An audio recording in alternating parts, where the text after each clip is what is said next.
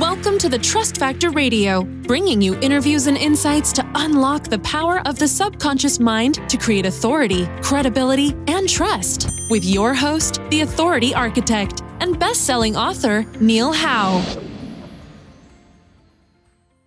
Hello and welcome to the show. This is your host, Neil Howe, and today my special guest is Carlton Smith. Carlton is the president of Flagstone Search Marketing, and Flagstone Search Marketing is a Google certified partner agency based in Birmingham, Alabama. Flagstone focuses on SEO and PPC campaigns, social media marketing, custom WordPress website design, and Google Maps optimization. And founder Carlton Smith has been focused on digital media content for 16 years and has worked with Fortune 500 companies such as Time Inc., Lifestyle Digital, and International Expeditions. His content has been featured in Forbes, the Huffington Post, Engadget, Business.com, SEMRush, Inc.com, and the Chicago Tribune. Welcome to the show, Carlton Smith. I'm happy to be here. Honored to be here. Well, I am very excited to get all your experience and your knowledge from you today about SEO and digital marketing. So let's get to it. Tell us a little bit about yourself. You've been in business for quite a while here doing this. How did you get started? Well, I started out really on the content side. When I was in university at Alabama, I started going down the internet rabbit hole. It was very young then, and I was actually looking for Fish bootlegs and Grateful Dead bootlegs. So that's really how I went down the rabbit hole, and graduated with a degree in journalism.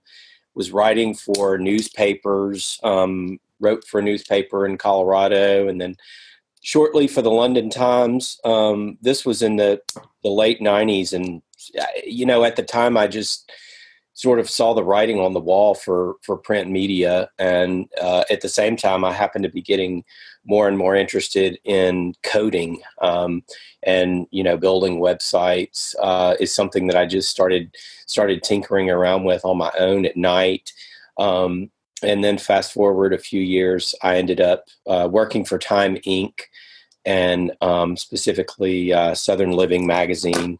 And, I started seeing that a lot of these smaller companies were out there beating us in search. And I never could really understand that. So, this is around 2007. So I started, trying to reverse engineer what was happening with SEO and why our websites were, consistently getting beat out. And so, they made me the first person in the entire company that had a title centered around SEO. So I was the senior editor of search engine optimization. So I gave tips to, all of the magazines like Real Simple and Southern Living and Coastal Living. That's when I really started understanding the industry and working at it. It was still a very young industry then, and then SEO people and pay-per-click people were definitely not on the same side, and they were viewed as very different disciplines. And if you were in SEO, you didn't even bother with learning much about pay-per-click. That's all changed very much. So. After I worked after the publishing empire sort of crashed in 2008, I went to work for a travel company, International Expeditions, and that's where I really learned the pay-per-click side. I was managing a fairly large budget there. I got my certification, and I really saw the immediacy and the results that PPC could deliver very quickly. So I feel like things for me really came full circle there because I learned how to utilize pay-per-click. And a couple of years after that, after moonlighting a lot, I went out on my own. So Flagstone's passed its 5-year anniversary back in February. So excellent. Let's get it. Yeah, we want to really get into the SEO part of it, but I want you to talk about pay-per-click first, because that's two different strategies. But like you said, they all kind of work together now, including the maps, the social media marketing, as well as the branding and the website design.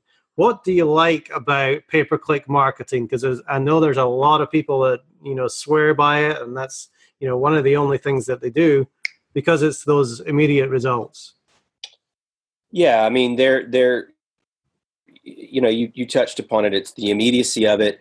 You're able to control what is presented on Google. Oftentimes, what Google displays on SEO is, you can control it to a certain extent, but sometimes they'll pull, different meta descriptions, and you just don't have things exactly the way you want to present them. So with ad copy, there's definitely a way to present your message. And really these days, the way Google has changed the search results, it's, even in some ways, even if you're number one, you'll be halfway down the page, because if they're showing a maps listing, then they're going to show the map results first, and then they're going to show 2 ads.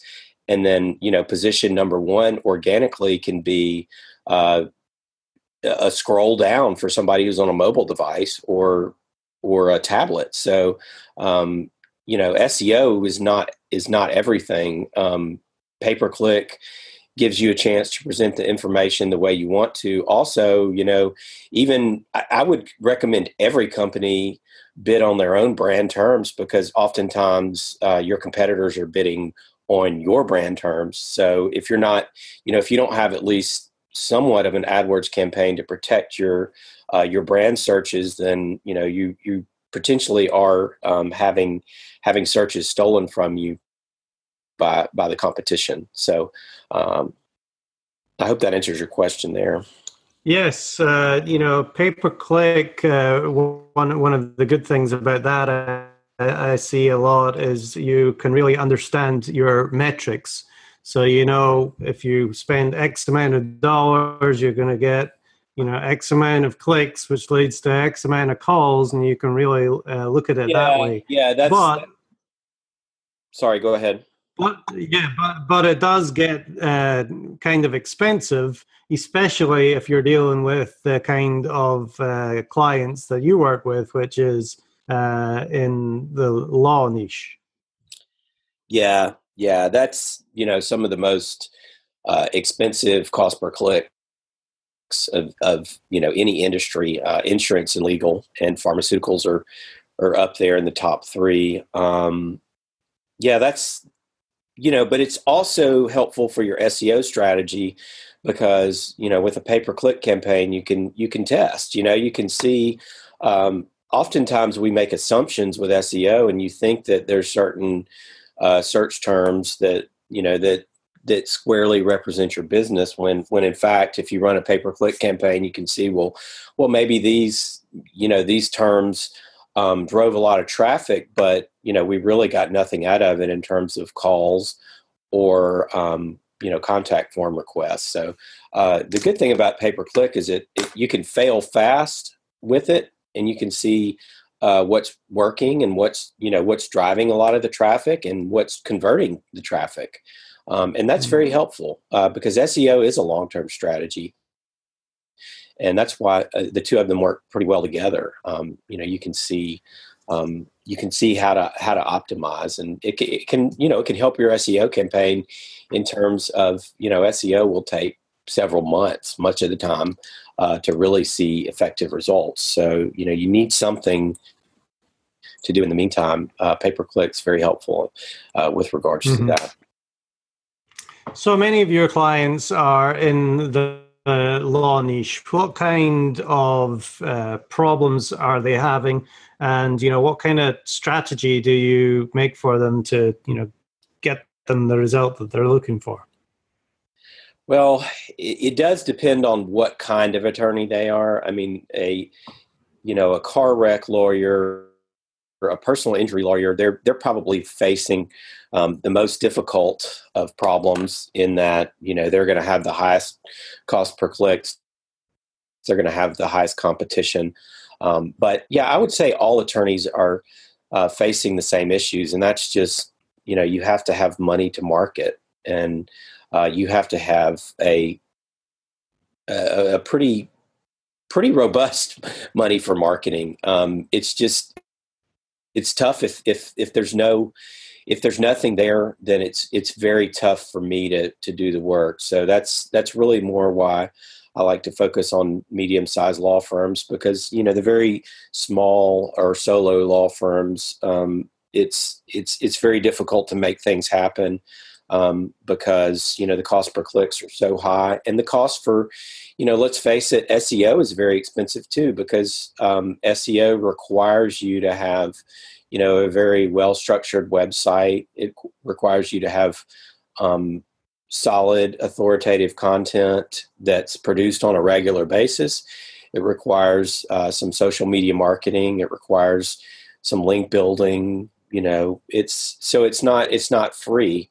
But yeah, I would say the competition is just so fierce for law firms, especially in search, because if you Google, divorce lawyer, Atlanta, Georgia, the first page is oftentimes going to be filled with either advertisers or the directory websites. The directory websites are taking up a lot of space in search, and by directory websites I mean Avvo or FindLaw or Martindale.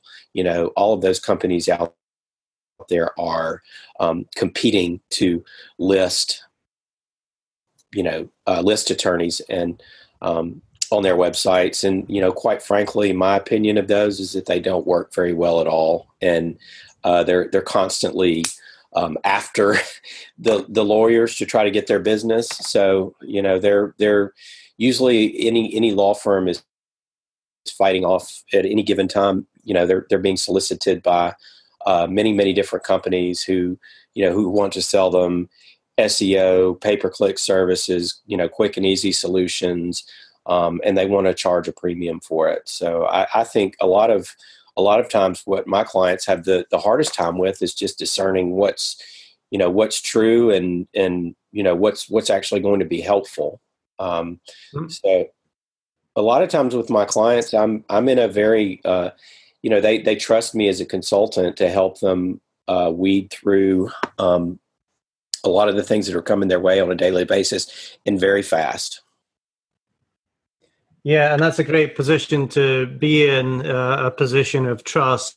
They will take your word for it, and before getting to your own website, which really you have a lot of things on your website that say trust when somebody lands on that. We'll talk about that in a minute, but talk to me about the Google Maps area of the search results page, because that seems to be one of the main areas that people click on these days. Is that working well for lawyers?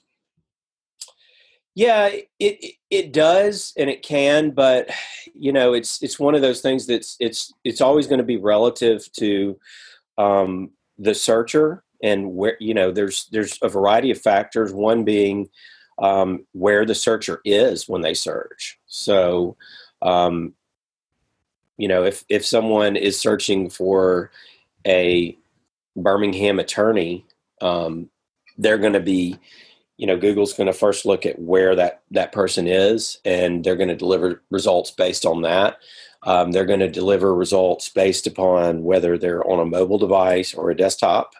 And oftentimes it'll splice down to if you're on a Wi-Fi connection versus, cellular data.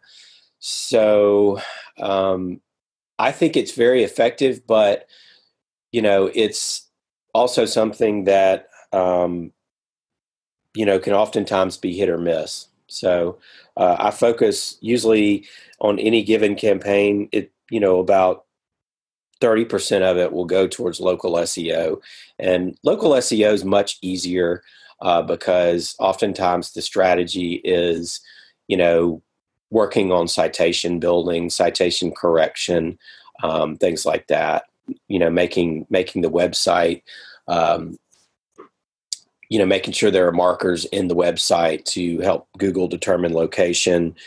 Schema data is very helpful for local SEO. So I'm not sure if that answers your question, but local is very important, but not the end all be all in terms of SEO.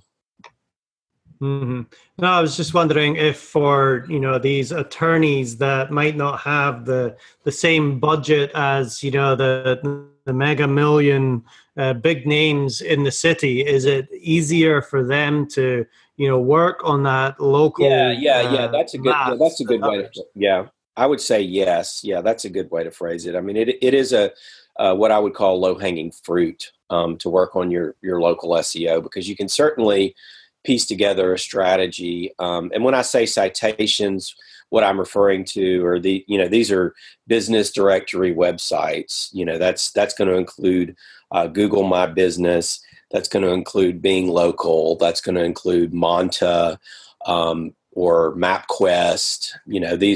There's hundreds, possibly even thousands of these business directory websites where you can go and usually for free enter your business information, and you want that to be totally consistent on every one of these websites. You want it to be company name, comma LLC. You don't want it to be company name without the LLC. You want to make sure that it's consistent. You want to make sure it's 123 Main Street, either street spelled out or ST. You want the phone number to be consistent. So you want to be consistent across the board there and get on as many of those websites as you can. And there are services out there that will do that for you, like Yext. I think Yext is pretty costly for what it does. And I think, any small law firm that wanted to bootstrap it or do it themselves could either, it's in their power to do it personally themselves, or they could probably have a clerk or, somebody do that for them and, use a tool like Bright Local to pull their competitors' citations and find, okay, well, here's 100 websites that one of my competition's website is on. And so I can go and, go onto all of these sites and add my citation information. So yeah, that would be a very effective means of winning in local SEO, and something that doesn't cost a lot of money. It's really just more attention to detail, data entry type of strategy. Whereas organic SEO, there's a lot more there's a lot more that goes into the algorithm there. But yeah. Mm-hmm. So, those are some key things that you have to do to rank on the map. What else does a business have to do on like a day-to-day just to keep up with their SEO? Is content still king? I know you started with content marketing many, many years ago. Yeah, I would say it is. I would say what's changed about it is, it needs to be authoritative content now. And a lot of times I'll find with clients that they may have a blogging strategy, but they're not really utilizing it, and they're just sort of pumping it out mindlessly. It's not long enough. It's not informative enough. I would rather see somebody work on, instead of, let's say, 5 or 6 short blog posts that don't really inform somebody very much, I would rather see them take that and work on one very authoritative, good piece, maybe something that's, instead of a smattering of 5 different blog posts around divorce and DUI, maybe produce the ultimate guide to defending yourself against a DUI. something like that, or the layperson's guide to an amicable divorce, something along those lines. Maybe it's at least 1,000 words, maybe two or 3,000 words. Maybe they take that content and they package it up into an ebook format. They might use that as part of a content marketing strategy. Maybe that has a drip campaign associated with it. But in any event, it's what I would call a pillar piece of content. I think every website needs a few pillar pieces of content, and that helps your SEO strategy.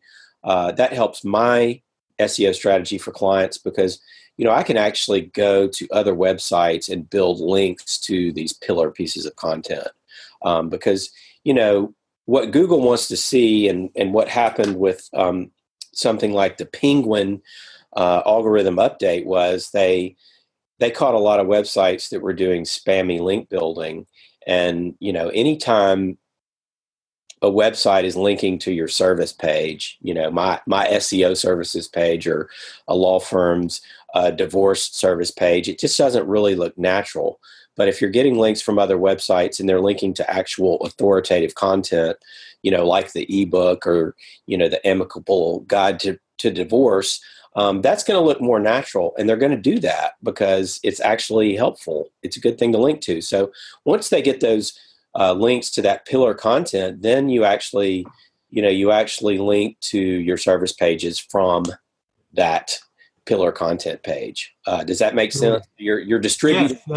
Yes, you're distributing link juice. So that's a very simplified strategy that I will do with an organic SEO campaign. Is we want to create a really just awesome, kick-ass piece of content that other websites are going to want to link to, and then Google's going to see that link, and it's going to look natural. It doesn't look like you're trying to game things. And then you use from the pillar content page, you link to your more important service pages, or what I would call your commerce pages, where you're directly selling the service that you provide. But, just to go out there and build links to service pages, it just doesn't look very natural. And that's where a lot of websites got in trouble years back with, doing artificial spammy link building. Mm-hmm. And of course, most businesses aren't going to take the time to, write 1,000, 2,000, 3,000 words on a particular subject. You said they need a few of these pages. How many of those pages do they need on their site, and how often should they be contributing content to their website? Well, start with one. One or two. It doesn't take a lot, to be honest. You can have one or two of those, and then continue with a more of what I would call a regular blogging strategy. Ideally, I think somebody produces one or two of those. One or two of those pillar pieces of content a year. But like I said, one is enough if that's part of your, your lead magnet strategy. So, you see a lot of websites that offer that. They have the lead magnet. And if it's a lawyer and, he's only focusing on one or two practice areas, then, it's enough to have one or two. And then supplement that with a regular blogging strategy. The blogging strategy helps too, because you can promote those pieces to social media, and so that's also a way to build some signals with social media. And one of the sort of secret sauce things that I have that I do is that we can build a syndication network for somebody, so that every time a blog post is published, it sort of amplifies. It creates links via the RSS feed to different Web 2.0 websites that we set up. Does that make sense? So we're sort of we're amplifying it with more social signals. So that's like I say, when I say someone's not utilizing their content strategy, oftentimes I'll come up and on a have a consultation with a new client, and yes, they're blogging regularly, but they're not really doing much with it. They're not promoting it on their social media channels, and it's just kind of going into a vacuum. So, right.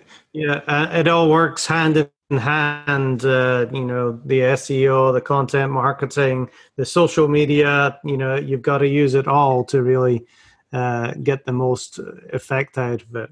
Now, we've talked a lot, Carlton, about what people should be doing, but what are some of the myths about SEO that your clients come to you with? Well, they're both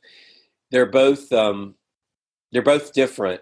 I would say number one, the thing that I usually caution people with the most in the beginning, and that is, that it's easy, and it's going to take, something that can be accomplished in a short amount of time.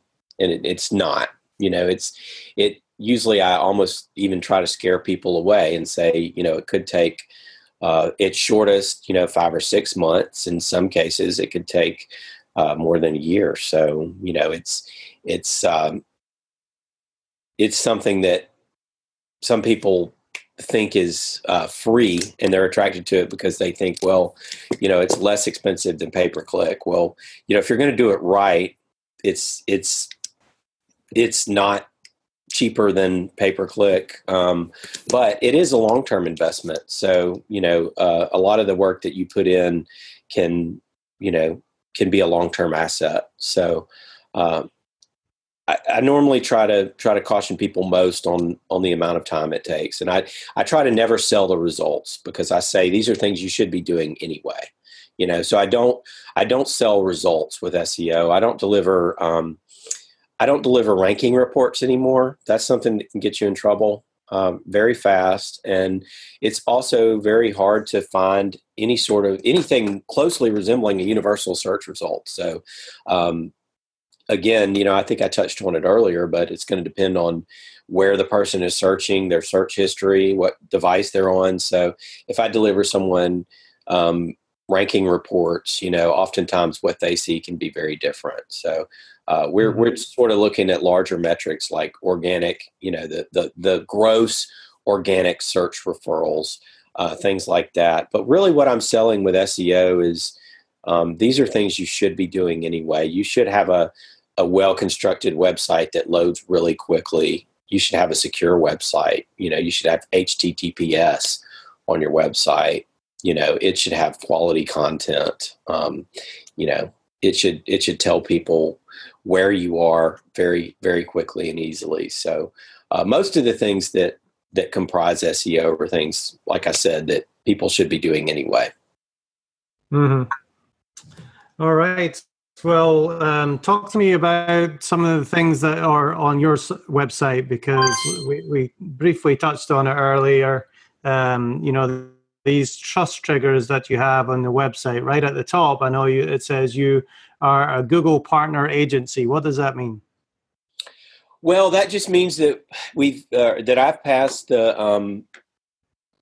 the Google certification exams. That's for AdWords, for Google Analytics. But it also means that I manage a certain level of spend with Google on a monthly basis. And I believe that number is $10,000 a month. So that's what puts me at partner status with Google.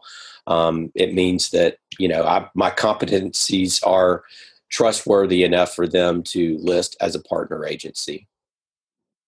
And then you've got under your resources the 28 popular SEO misnomers. Is that one of the lead magnets that you give away? Yeah, I would say that's definitely a lead magnet, and it's something that I published really to just help people and try to dispel some of the myths that they might have about SEO, and try to help build a little bit of trust and authority on my end. And then something that really stands out is the featured in Forbes and Techno and Inc. and Huffington Post. and those things that we talked about, right in your intro. What do you recommend for a law firm that is trying to put some of these trust triggers as well on their website? Yeah, I mean, that's something that I think, it's good to position yourself as an authority, and a lawyer might want to go for, trying to contribute content to his local bar association, state bar association. There's always a myriad of legal publications that a lawyer might want to write for, and that's a two-pronged strategy, is really a three-pronged strategy. One is it's a really good way to maximize exposure, with those publications.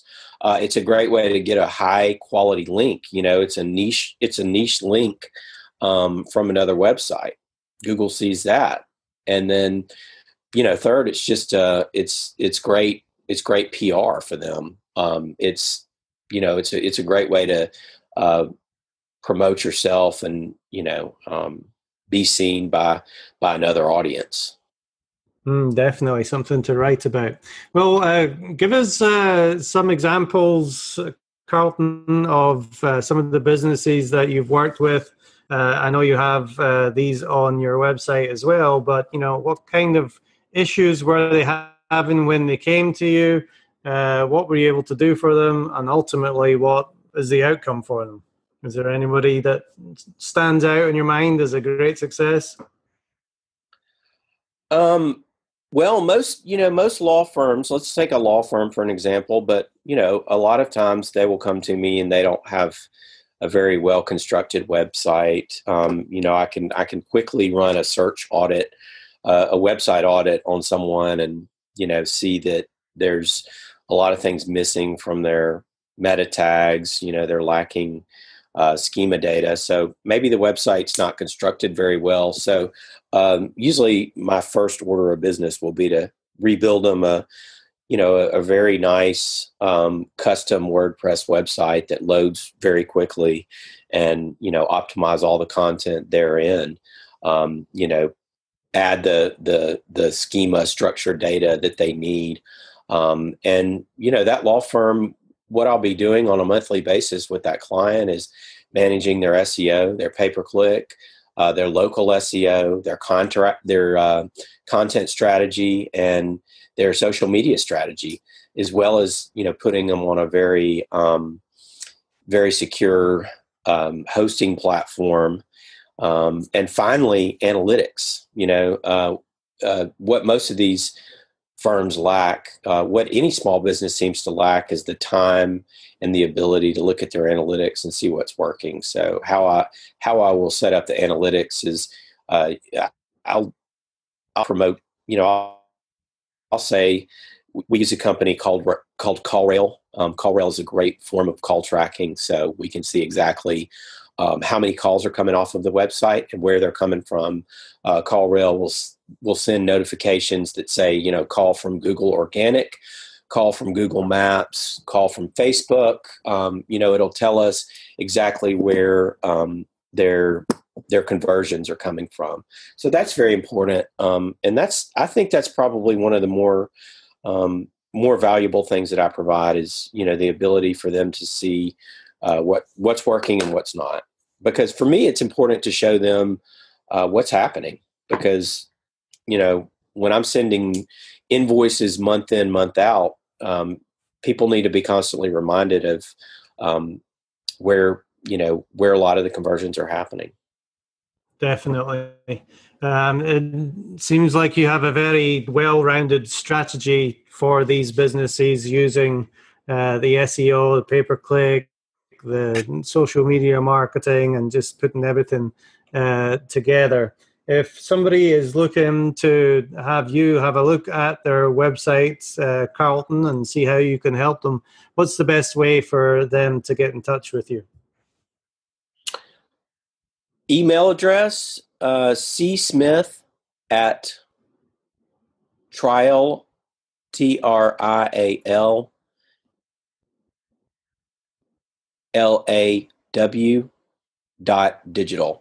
C. Smith at triallaw.digital, or Carlton at Flagstone Search Market. You've been listening to the Trust Factor Radio with Neil Howe. To learn about the resources mentioned in the show and to listen to past episodes, go to thetrustfactorradio.com. To get a copy of the book, The Trust Factor, go to thetrustfactorbook.com. If you are ready to act now and build your authority, credibility, and trust, schedule a consultation with Neil at theauthorityarchitect.com.